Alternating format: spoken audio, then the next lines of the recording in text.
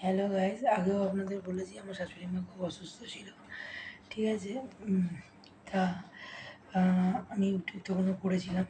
ঠিক আছে, কিন্তু আজকে আজকে একদমই পারবো না। আজকাল আমি একদমই পারবো না ইউটিউব করতে। ঠিক আছে। তা দেখবো কবে আমি পারি, চেষ্টা করবো তাড়াতাড়ি করার।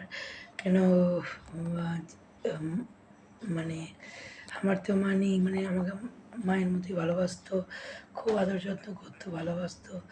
তা তাকে শ্মশানে গিয়ে নিজের চোখের সামনে দেখলাম যে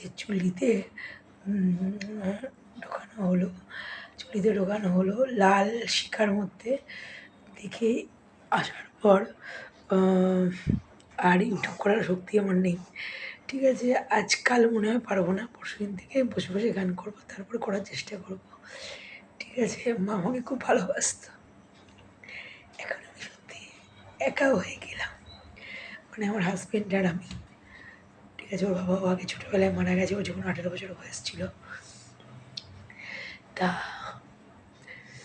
আমি এখন ফ্ল্যাটে পুরোপুরি একা হয়ে গেছি, আমি আর আমার হাজব্যান্ড। তা উম, তা কালকে আহ, গান বসে গানও করতে পারবো না আমি। ঠিক আছে। তা আমি পরশুদিন থেকে বসে গান করার চেষ্টা করবো। ঠিক আছে।